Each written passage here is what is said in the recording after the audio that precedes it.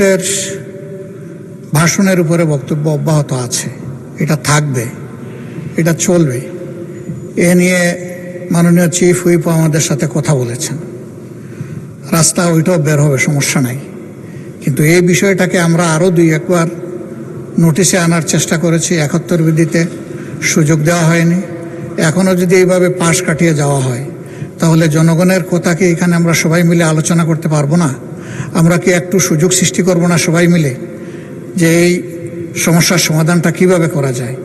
আমরা তো কাউকে দোষারোপ করার জন্য এই আলোচনায় যাচ্ছি না, আমরা বাস্তব অবস্থাটা জেনে কি করা যায় সেই বিষয়েই তো আমরা কথা বলতে চাচ্ছি। তা এখন যদি এই সুযোগই দেওয়া না হয় তাহলে আমরা কি ধরে নেব? আমরা ধরে নেব যে জনজীবনে এখন যে প্রবলেমটা সবচেয়ে বার্নিং, এইটাই আমরা এই সংসদে আলোচনা করতে পারলাম না। এটা কি আমাদের জন্য একটা দুর্ভাগ্য হবে না মাননীয় স্পিকার? দেশের মানুষ তো প্রত্যাশা করছে। আমি নিজে এই বিষয়গুলো বাস্তবে বোঝার চেষ্টা করেছি। পত্রিকায় অনেক কিছু লেখা হয়, সামাজিক মিডিয়ায় অনেক কিছু আসে, তার কিছু বাস্তব কিছু অবাস্তব। নিজেকে বোঝার চেষ্টা করেছি আসলে কতটুকু বাস্তব, কোন জায়গায় কোন সমস্যাটা। কিন্তু সব খুশি তো ওখানে গিয়ে আমি বুঝতে পারবো না, আরও কিছু বুঝতে হবে সরকারের সংশ্লিষ্ট মন্ত্রণালয় থেকে। আপনি বিবৃতির কথা বলেছেন, তিনি যে বিবৃতি দিয়েছেন আমি বাস্তবের সাথে এর কোনো মিল খুঁজে পাইনি। তো সেই বিবৃতি দিয়ে কি হবে? এই বিবৃতিতে কি সমস্যার সমাধান হবে? একদিকে বলা হচ্ছে তেলের কোনো সংকট নাই, আরেকদিকে বাস্তবে কি ঘটতেছে সেইটা তো সম্পূর্ণ ভিন্ন। এবং দেখতেছেন যে এই নিয়ে দারুণ অসন্তোষ মানুষের মধ্যে। আমরা যদি এখানে একটু খোলামেলা আলাপ করতে পারি, সঠিক তথ্যগুলি যদি এই ফ্লোরে আসে, আমরা সবাই দায়িত্ব ভাগ করে নেব। জনগণ তো এই দেশে আমাদেরকে প্রতিনিধিত্ব করার জন্য এখানে পাঠিয়েছে। এই জনগণকে সঠিক জায়গায় আনার জন্য আমরাও দায়িত্ব পালন করতে চাই। তাইলে যদি আমাদের নোটিশগুলো এইভাবে কোনোটাই আলোচনায় না আসে, যদি বিবেচনায় না নেন, তাহলে মাননীয় স্পিকার এখানে থাকবো কেন? কি জন্য এসেছি? জনগণ তো তাদের প্রয়োজনে আমাদেরকে পাঠিয়েছে, আমাদের প্রয়োজনে তো এখানে আসেনি। সেই প্রয়োজনে যদি পূরণ করতে না পারলাম, থাকার তো কোনো সার্থকতা নাই। এই সংসদে আমরা প্রত্যেকটি সেকেন্ড ব্যয় করতেছি, এর পেছনে জনগণের রেভিনিউ তো খরচ হচ্ছে। আমাদের দায়িত্ব জনগণের কাছে। এগুলা তো আমরা আমাদের নিজস্ব সম্পদ দিয়ে গড়ে তুলিনি, জনগণের সম্পদ দিয়ে এটা গড়ে তোলা হয়েছে। আর আমরা কথাটা বলবো এই মুহূর্তের সবচেয়ে বার্নিং যে সমস্যা সেইটা নিয়ে। এইটাই যদি না দেন তাহলে কি আমরা জাস্টিস পেলাম আপনার কাছ থেকে? পেলাম না। মাননীয় নেতা, যদি আমি অনুরোধ করবো যে এইভাবে নোটিশটা নিষ্পত্তি না করে আপনি আজকে না করেন, 1 দিন পরে হোক 2 দিন পরে হোক বিষয়টা আলোচনার জন্য ফিক্স আপ করেন এবং তখন মুলতবি করে এটা আলোচনা করেন। মাননীয় বিরোধী দলীয় নেতা, আপনাকে অসংখ্য ধন্যবাদ। মাননীয় স্বরাষ্ট্রমন্ত্রীকে এই বিষয়ে কিছু বলতে চাচ্ছেন? মাননীয় স্বরাষ্ট্রমন্ত্রীকে একটু দেখি। জি, আপনাকে অনেক ধন্যবাদ মাননীয় স্পিকার। মাননীয় স্পিকার, মাননীয় বিরোধী দলীয় নেতা যে প্রস্তাবটা উত্থাপন করেছেন সেটা অবশ্যই আলোচনার যোগ্য এবং জাতীয় জীবনে জরুরি গুরুত্বপূর্ণ বিষয়ও বটে। আপনি তো আলোচনার বিষয়টা নাকচ করেননি, আপনি সিদ্ধান্ত দিয়েছেন মাননীয় বিরোধী দলীয় নেতাকে অন্যভাবে বিকল্প প্রস্তাব দিয়েছেন যে এটা সংসদের অধিবেশন মুলতবি না করে অন্য কোনোভাবে আলোচনার সুযোগ আছে, অন্য কোনো বিধিতে। যেমন আপনি বলেছেন 300 বিধিতে মাননীয় মন্ত্রী বিবৃতি দিয়েছেন এবং এই বিষয়ে কোনো না কোনো দিন বিভিন্ন বিধিতে আলোচনাও হচ্ছে। কিন্তু যেহেতু মাননীয় বিরোধী দলীয় নেতা এই মুলতবি প্রস্তাবটা এনেছেন, এটা আপনি গুরুত্ব দিয়ে তার প্রস্তাবটা আপনি রিড আউট করেছেন। অধিকাংশ সংসদীয় রীতিতে দেখা যায়, ট্রেডিশনে দেখা যায়, ইতিহাসে দেখা যায়, মুলতবি প্রস্তাবগুলো ব্রিটিশ কালচারে অপোজিশন থেকে আসে এই জন্যই যে ট্রেজারি বেঞ্চের কর্মকাণ্ডকে যাতে বিভিন্নভাবে বাধাগ্রস্ত করা যায়। কিন্তু কারেন্ট ইস্যুসগুলো নিয়ে এই মুলতবি প্রস্তাবের ট্রেডিশন আছে। আমাদের বাংলাদেশের সংসদীয় রাজনীতির ইতিহাস, সংসদীয় ইতিহাসে খুব বেশি হলে 2-4 বার এই সমস্ত মুলতবি প্রস্তাব আলোচনা হয়েছে। বর্তমান এই সেশনে 2টা বৈঠকে একই সেশনে 2টা মুলতবি প্রস্তাব এখানে আলোচনা হয়েছে 2-4 ঘন্টা। এটা ইতিহাসে অনন্য, নজিরবিহীন। এই সেশনের মধ্যে আরো একটা বৈঠকে যদি আরো একটি মুলতবি প্রস্তাব আপনি অ্যালাউ করেন, এটা প্রেসিডেন্টটা একটু অন্যরকম হয়ে যাবে। ভবিষ্যৎ সেশনগুলোতেও এটা ট্রেডিশন ফলো করার চেষ্টা হবে। সুতরাং বিষয়টি আলোচনা হোক। আমরা মনে করি এটা 71 বিধিতে নোটিশ দিলে, নোটিশ গৃহীত হলে মাননীয় মন্ত্রী তার প্রেক্ষিতে একটা বিবৃতি দিবেন এবং একটা সম্পর্ক প্রশ্ন করা যায়, অথবা 68 বিধি অনুসারে আপনি যদি অ্যালাউ করেন জরুরি জনগুরুত্বপূর্ণ বিষয়ে সংক্ষিপ্ত আলোচনা আপনি দেখবেন, ওখানে আপনি ইচ্ছা করলে অ্যালাউ করতে পারবেন।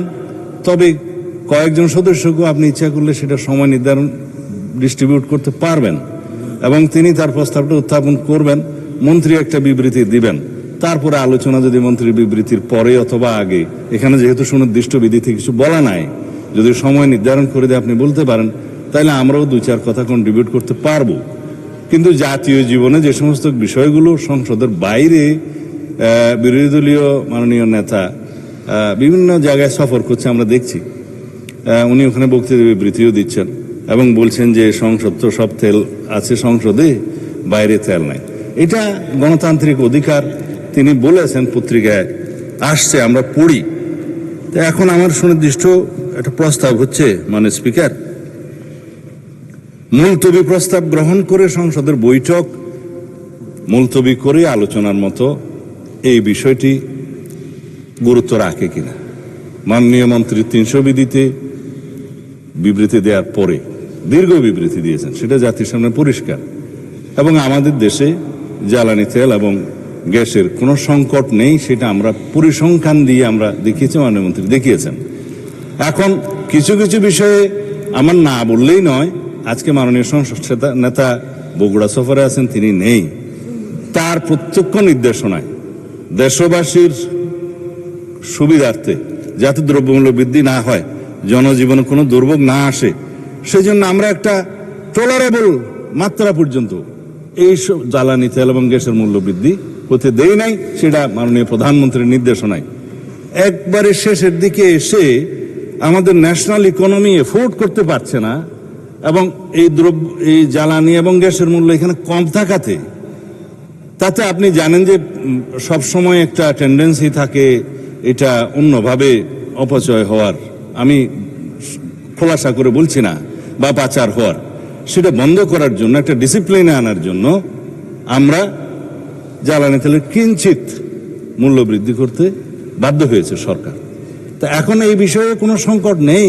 সুতরাং আমি মনে করি মুলতবি রেখে সংসদের অধিবেশন এই আলোচনাটা করার প্রয়োজন নেই। তবে যেহেতু মাননীয় মাননীয় বিরোধী দলীয় নেতা বিষয়টি উত্থাপন করেছেন, আমি অনুরোধ করব আপনি দয়া করে 68 বিধিতে ওনাকে একটা নোটিশ দিতে বলেন। এখানে সংক্ষিপ্ত আলোচনার সুযোগ আছে, অ্যাকর্ডিংলি আপনি আপনার সিদ্ধান্ত দিতে পারেন। এই অনুরোধটা আমার পক্ষ থেকে থাকলো। ধন্যবাদ মাননীয় স্পিকার, এবং আমি ধন্যবাদ জানাচ্ছি মাননীয় বিরোধী দলীয় নেতাকে। জি, মাননীয় বিরোধী দলীয় নেতা। ধন্যবাদ মাননীয় স্পিকার, আমাকে আবার সুযোগ দেওয়ার জন্য। আসলে মাননীয় স্বরাষ্ট্রমন্ত্রী খুব সুন্দর করেই বলেছেন কোনো সংকট নাই। এটা আসলে সংসদের ভিতরে নাই, বাইরে।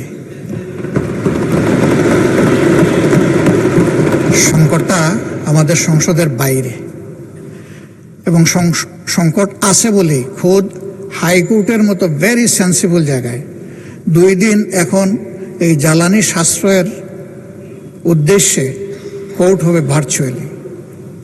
আপনি একসময় তার অংশ ছিলেন। সংকট নাই বলে এটা হয়েছে। আমি জাস্ট একটা উদাহরণ। উনি অনেক কথা বলেছেন, আমি এগুলা রিপ্লাই দিতে যাব না। এই সংকটটা এই সরকারের সৃষ্টি না, এটা একটা গ্লোবাল ম্যাটার। একটা ওয়ার সিচুয়েশন চলতেছে, আমরা এগুলা বুঝি, এই কথা বারবার আমরা বলতেছি। আমরা চাই সবাই মিলে এখানে কন্ট্রিবিউট করতে, প্রেশারটা ডিফিউজ করতে, সিচুয়েশনটাকে ইজি করতে। তাহলে সব দায়িত্বই যদি একা একাভাবে সরকারি দল পালন করে, আমরা কোনো সুযোগ পাবো না মাননীয় স্পিকার। আমরা তো এই দেশের নাগরিক, জনপ্রতিনিধি বাদ দিলাম, নাগরিক হিসাবেও তো আমাদের কিছু দায় আছে। আমরা ওই পজিটিভ অ্যাটিটিউডের জায়গা থেকেই এই আলোচনাটা দরকার বলে মনে করি। আমি ধন্যবাদ জানাই মাননীয় স্বরাষ্ট্রমন্ত্রীকে। উনি বলেছেন তারপরেও যদি আপনি গুরুত্বপূর্ণ বিবেচনা করেন 68 বিধিতে আমাকে আপনি নোটিশ দেওয়ার জন্য অনুরোধ জানাতে পারেন এবং আমি সেই নোটিশটা দিতে পারি। ওখানে তো আধা ঘন্টা সময়, তো আধা ঘন্টা সময়ের ভিতরে সরকারি দল বলবে কতটুকু, আমি বলবো কতটুকু, আমরা বলবো কতটুকু। এই বিষয়টা এইরকম একটা জ্বলন্ত, ঠিক আছে 1 ঘন্টা হইতে পারে, এর মতো একটা বার্নিং ইস্যু যদি আমাদের এই আলোচনার গুরুত্বপূর্ণ বিষয় না হয়ে থাকে, তাহলে কোনটা হবে আমি ঠিক জানি না। আমি মনে করি যে এই মুহূর্তে বাংলাদেশে প্রিভেইলিং যতগুলা সমস্যা আছে, এর মধ্যে সবচেয়ে গুরুতর সমস্যা হচ্ছে জ্বালানি সমস্যা, এবং এইটার সাথে সম্পৃক্ত অনেক কিছু, অনেক জিনিস। সেই গোটা অর্থনীতির চাকায় পাওয়ারের উপর নির্ভর করে। পাওয়ার জেনারেট করবে এই জ্বালানি দিয়ে। পাওয়ারের র মেটেরিয়ালস হচ্ছে জ্বালানি, গ্যাস হোক, তরল হোক, যাই হোক। আমরা এই বিষয়ে কন্ট্রিবিউশন রাখতে চাই, আমাদেরকে সুযোগ দেওয়া হোক। আমি আবার অনুরোধ করব, এটাকে আজকে আপনি ডিসপোজ অফ না করে, আমার বিশেষ অনুরোধ, সংসদ নেতার প্রেজেন্সেই বিষয়টা আলোচনার জন্য আপনি 3 দিন সময়ের মধ্যে ফিক্স আপ করতে পারেন। ধন্যবাদ আপনাকে। ধন্যবাদ মাননীয় বিরোধী দলীয় নেতা এবং মাননীয় স্বরাষ্ট্রমন্ত্রী, দুইজনকে ধন্যবাদ। মাননীয় বিরোধী দলীয় নেতা, এখানে পার্টিনেন্ট বিষয় হচ্ছে আলোচনা। তো আমি দেখলাম মাননীয় স্বরাষ্ট্রমন্ত্রীও আলোচনা করতে চান, আপনার প্রস্তাবেও আলোচনা, বাট কোশ্চেন হচ্ছে হয়দার সংসদ মুলতবি করে হবে নাকি না করে হবে। আলোচনা কিন্তু হচ্ছে মুলতবি করা না করা কোনো বিষয় না, আলোচনা হওয়া উচিত কিনা। আর আপনি যেটা বলেছেন, যে কোনো জাতীয় ইস্যুতে treasury bench and opposition should work shoulder to shoulder, এটা এখানে পেয়েছি আমরা। তো আমার মনে হয় আলোচনা হচ্ছে, বাট বিধিগতভাবে আমরা চিন্তা করলাম যে না, অল্টারনেট বিধিতে আলোচনার সুযোগ। যেমন দেখেন, আজকে এত হারমোনিয়াস পরিবেশে প্রায় আধা ঘন্টার মতো আলোচনা অলরেডি হয়ে গেছে। সো এই আলোচনাটাই কন্টিনিউ আমরা করতে পারি। আর একটা বিধিতে আমি এটা আগেও একটু দেখে রেখেছি, সংসদকে মুলতবি করে আলোচনা না করে এই আলোচনাটাই আমরা সংসদের চলমান অবস্থায় সাধারণ আলোচনা নিয়ে যাই।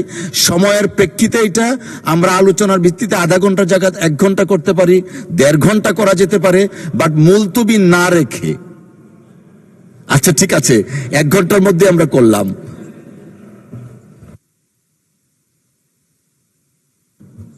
জি মাননীয় বিরোধী দলীয় নেতা।